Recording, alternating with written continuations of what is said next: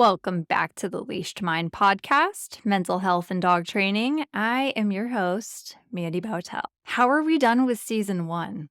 I'm really having a hard time wrapping it around my head that we're already done with season one. This is the last episode of season one. Season two will pick up. I'm hoping for sometime, mid to end of fall, somewhere around there, if I can get all those episodes edited. And you guys are in for such a treat when you find out who is on season two, because if you thought the lineup for season one was awesome, whew, just wait for season two. It's going to be even more epic. But with that, I know a little mean of me to give you that teaser, not explain that, but you'll just have to wait until season two. But aside from really even getting into the episode yet, I just wanted to thank all of our followers, our listeners, subscribers, everyone that has shared posts, tagged us, told us personally whatever episode has meant to you, messaging me personally, sending me an email. It means so much to me. I started this podcast on a whim. I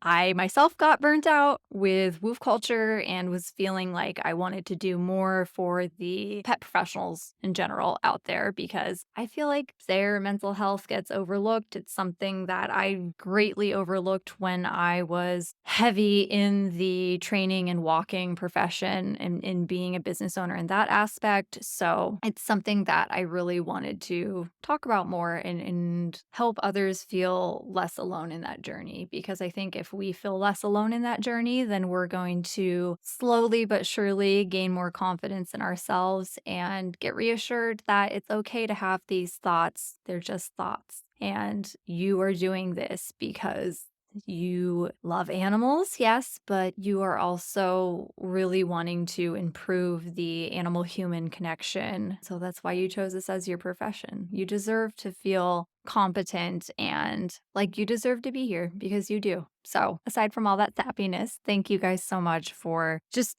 all of the R plus with this podcast.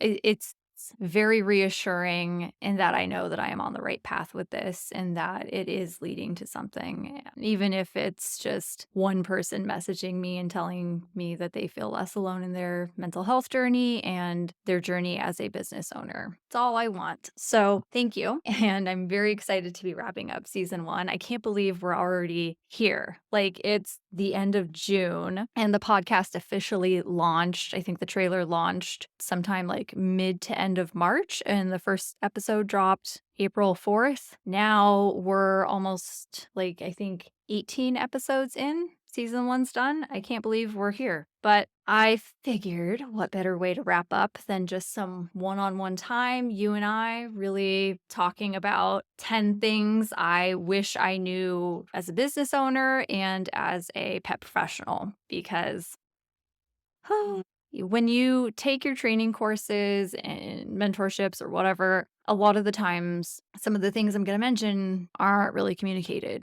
A lot of the times, the courses that we take, it's heavily about the training and a little bit about instructing, tiny, tiny bit about being a business owner, but we don't really dig into it and what to expect. In this list that I have in front of me, it's just things that I realized I really wish someone would have told me in the beginning. And they're also just things that I've noticed could have helped my career longevity for sure. And they're things that I absolutely instill in my businesses now with the Leashed Mind, with Woof Cultr, with Digi. They're all things that I have, I wasn't able to apply them to my training and my walking business, but I am able to apply them to this business. And I think that's why I enjoy what I do now so much, because I have learned from my mistakes and found ways to tune that into this business. But yeah. So with that, let's start with number one, which is clear communication. And I guess number one and number two kind of go hand in hand. So number one is clear communication, and number two is boundaries with clients and work. So let's talk about clear communication and what I even mean by that. I mean that you need to spend a little time and think about how you want your clients to be able to reach you, how you want them to communicate with you. So that might be Facebook Messenger, that might be via email, that might be via like a Marco Polo app. The ideas are endless. You can get a Google business number so that they don't have your personal old number. That's another thing with boundaries with clients because I personally used to give clients my personal number and I deeply regretted it because then they always had access to me. And so when I go through this list, you will notice there a lot of the topics they overlap and a lot of the bullet points they kind of go into one another. That was my point with this is just helping you think overall of how you're taking care of yourself within your business. With the clear communication, thinking of how you want them to communicate with you first. How do you want them to reach you? How is that going to affect your mental health? Do you want to be having them pinging your phone all hours of the night? Are you okay with that? Are you okay with being on call? I'm going to assume not. So keep that in mind. How do you want them to reach you and be able to communicate with you? And then hours of when you are having that communication and when you are responding and when they can expect a response from you within a time window, certain days of the week, things like that. And again, you guys are going to notice that this kind of crosses over into the boundaries with clients and work because in order to preserve our mental bandwidth and keep it intact, we are needing to have these boundaries. So clear communication, number one. Boundaries with clients and work. Let's get into that a little bit more.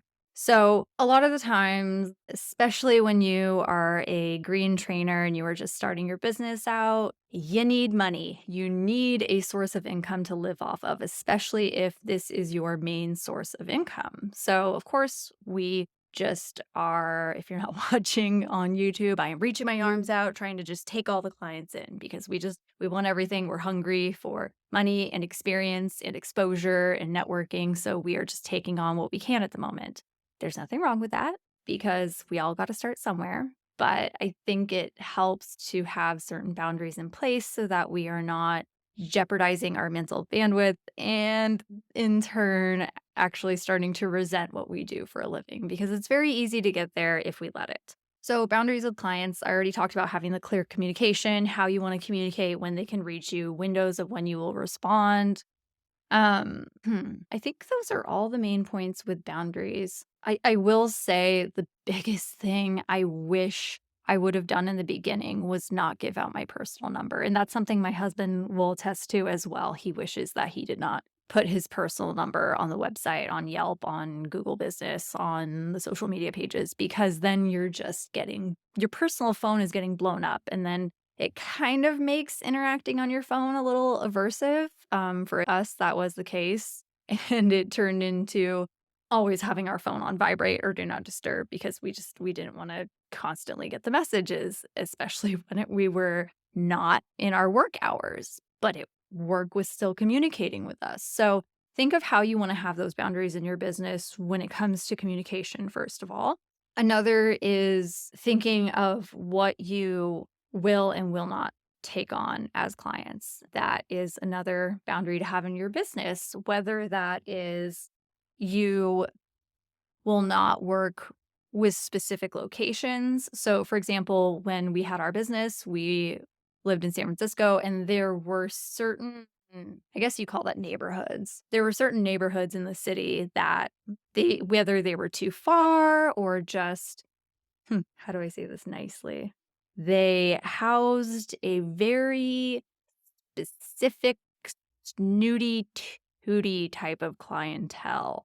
And while, yes, sometimes those clients do have the most money in their pockets and are willing to spend the most money, and that money can pay your bills, it's not worth the sacrifice of your mental health.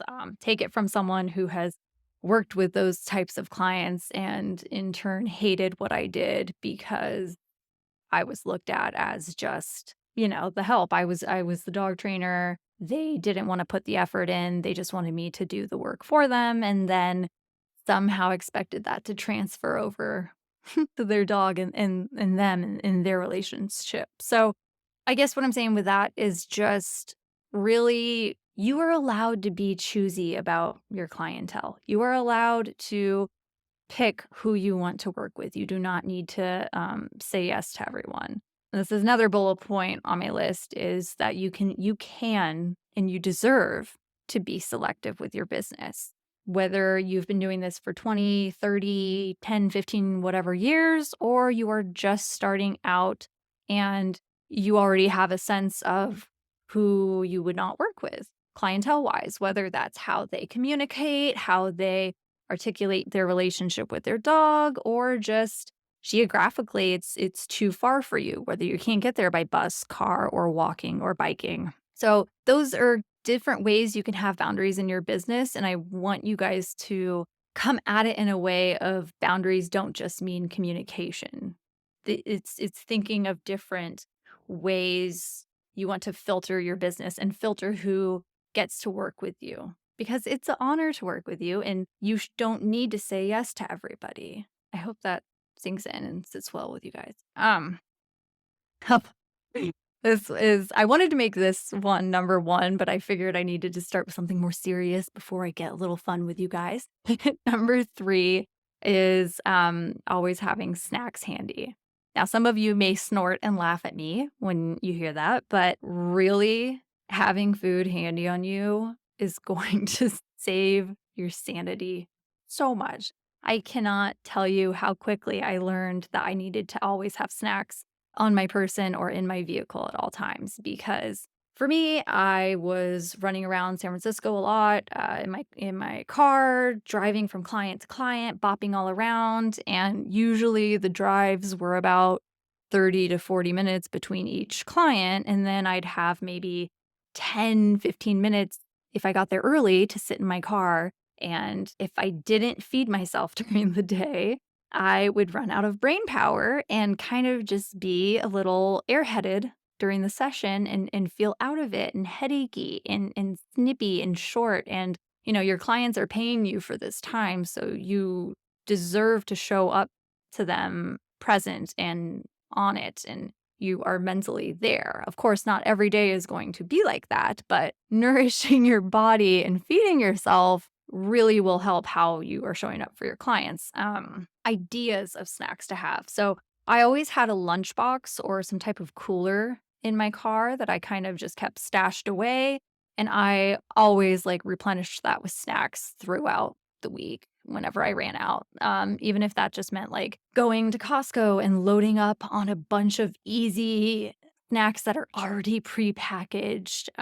You can get salads, you can get bars, you can get string cheese, meat platters, chips, whatever it is. Just have some type of food that you can put in your face when you are starving and angry and you feel yourself fading. You need that energy. Things that I usually had packed, mind you, while I'm saying this, I was in my mid to late 20s, so my diet wasn't the healthiest as it is now. But applesauce packets, protein bars, snack bars, granola bars, cutting up things of fruit, having an apple, a nectarine, cherries, cutting up watermelon, string cheese, salami, things that you can get buy in bulk and then just dish out in things. So I always used old takeout containers. I would load those up with snacks, plastic baggies, yeah, things like that. Nut, protein drinks, smoothies, whatever it is, just have those things handy on you so that when you do feel that grumble in your stomach and you're like, oh my God, I didn't take the time to eat lunch today and now I'm starving and it's 4 o'clock and I have 2 more clients. What am I going to do? I feel myself fading. You will be thankful for yourself when you have that maybe slightly melted protein bar in your car door, because at least it's something. And with the snacks, always have some type of hydration in your vehicle. I always had a backup water bottle or a jug that I would refill and leave in my car on top of my regular water bottle that I would carry to clients' houses with me. So hydration and some type of snacks in your vehicle, in your bag, on your person at all times. It will help, especially for those of us that are neurodivergent and we don't think to feed ourselves in a routine, timely manner, having snacks that are quick and easy to reach for are so helpful. A lot of the times, I would just load up my lunchbox with like any snacks I could grab fruit snacks, nuts, crackers, cheese, salami, a applesauce packet, protein bar. I'd have all those things and then, like, maybe a PB&J. And just having them like, in the moment, I'd be like, "I'm not gonna eat that." But if I got hungry and tired enough, I would eat that because it would give me energy. So just finding things that are easy for you to grab, easy for you to prep, and having them in your vehicle or in your training bag is really going to make a difference when you are getting those hunger pains, you're feeling yourself fading. Feed yourself. Food is the most important thing when it comes to your energy and your mental bandwidth and being able to show up for your clients. So feed yourself, bring snacks. That was number 3. Let's see here. Number 4 is don't overload yourself, space things out. So I know it's very easy, especially when some of us are just starting our businesses or we hit a busy window, busy season in our business. It's very easy to front load and take on everything all at once. Then we don't schedule it out timely. Then we get really burnt out, and somehow we have to really put our head down and force ourselves to get through the work when we just may not have the spoons and we are tired. We might need a nap. We might need to like sit down and close our eyes for like 30 minutes because it's just too much visually and on our brains. But we can't give ourselves that time if we're overbooked and overloaded. I've been there, I've done it to myself. Again, I made this list because no one told me these things in the beginning and I just did it to myself. So I am sharing this so that you guys aren't, if you are doing it to yourselves, don't beat yourselves up about it. But maybe find little ways where you can go, oh, okay, well, maybe that wasn't the most productive thing to do for myself. Maybe I don't need to have 5, 6 clients in one day. What? Mandy used to do that? Yes, I did. I used to do that. It was exhausting. Before I got into training full time, I dog walked twice a day, 6 to 8 dogs at a time at an off leash park. But that was a lot. It was draining. And then when I did that, I converted to doing it part time. So I would have like a morning group that I would walk and then I would go train dogs. So again, don't overload yourself.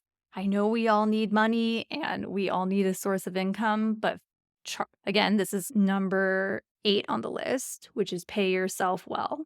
So again, if you won't have to overload yourself and take on so many clients in such a small window if you are paying yourself well.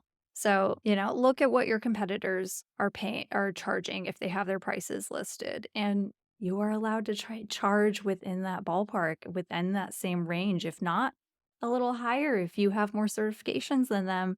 But charge your worth because you deserve to have a living wage. You deserve to charge that living wage so that you are not needing to take on side jobs. And I feel like it really does say something because people do compare prices. Do you want clients that are bargain hunting? Or do you want clients that, okay, they understand and can make sense of your pricing when you have the certifications you have, you are dedicated to your business and you dedicate specific timelines and windows and you have a great way of how you operate your business, the right clients are going to appreciate that. So yeah, charge your worth, pay yourself well, and don't overload yourself. Space things out. What number are we on here? 1, 2, 3, 4, 5. We're on number 5. Okay, so take a lunch break. I just learned to start taking lunch breaks, like really taking lunch breaks. End of last year, so like mid to end of 2022. Otherwise, I would say, okay, I'll eat while I answer emails or I'll eat while I work on this design. No, that is not recharging. You are not giving yourself time to like just be out of work brain, sit down, eat your lunch. I know not all of us have that flexibility in our schedule, but find the time, even if it's, 10 more minutes than you did the day before. Maybe it's you prep things on, one of your days off so that you have a way of having that lunchtime. Just give yourself time to decompress from whatever it is you're working on and feed yourself. You do not need to multitask as much as us. We love to do that. Give yourself the time to eat, read a book, be outside. Just take the time for yourself. Minimum of, let's say, 30 minutes if you can do that. If you can't do that, 15. Work your way up. But you deserve that time to just take a breath, eat your lunch, nourish your body so that your brain can get the power it needs to continue on with your day. It's okay. Taking that 15, 30 minutes, hour for yourself is not going to change your schedule that much. And it takes time. It's a learned skill. I know that. Okay, let's see. Number 6 here. You do not need to be on call. You don't. You do not need to be on call. Like I said, this is going to circle back into the clear communication and the boundaries with clients and not overloading yourself. Do you guys see what I'm doing here? So, you don't need to be on call at all times. Again, this is something where you can have a Google business number in your business so that your clients do not have your personal number and you're not on call at all hours of the night getting text messages at 10, 11, 12 at night when you're supposed to be decompressing. Answer things during work hours. Unless it is an actual emergency, I can guarantee you that 95% of the time it's not an actual like ER emergency or something traumatic happened. It's usually something that's like really quick and can get answered the following day. So you do not need to be on call. You deserve to have your downtime too. You need to recharge. Number 7 is schedule your time off well in advance, either end of the year or the beginning of the year. So this is something that my husband and I always did when we had our walking business. And then when we went to training full time, same situation. We always would sit down at either the end of the year or the beginning of the year. And we were, so the way we did it is that we knew typically the like slower business periods we had where clients, would go out of town, maybe their kids were out of school. And so they would take the dog and go on vacation. They didn't need walks, they didn't need training sessions, whatever. It's very easy once you start looking at the calendar to gauge when people typically take off for holidays or whatever. And you can figure out your time off within that so that you're not missing out on income. Because something we had done before we noticed this was that clients would take certain times of the year off, and then we would, like I said, I'd walk 6 to 8 dogs at a time. There were times where I'd have like 2 or 3 dogs on a walk. And it's like, okay, for like a week because people would go on, a lot of clients would leave the city and go on vacation. And we didn't think or plan for that. And then it's like, okay, well, walking 2 dogs, I could have just taken this week off and taken the time for myself and then come back to my full work schedule so that I'm not hurting for money.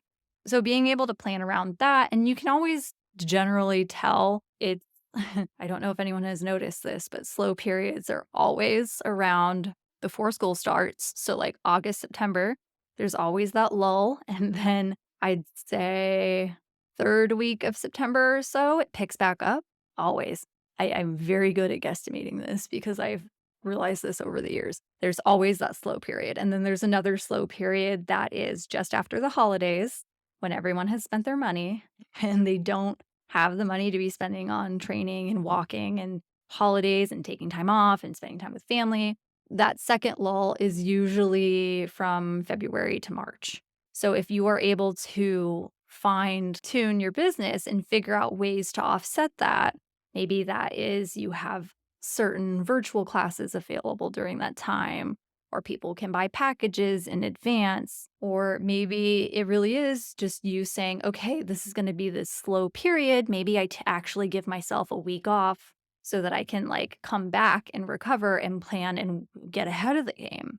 So I hope that made sense. But yes, so figure out time and windows for yourself, typically in your slow periods when you want to take that time off. It doesn't even mean that you need to go take a tropical vacation because I know a lot of us can't afford that right now. I myself cannot afford that. I haven't taken a vacation since 2019. I know because that was the last vacation I had.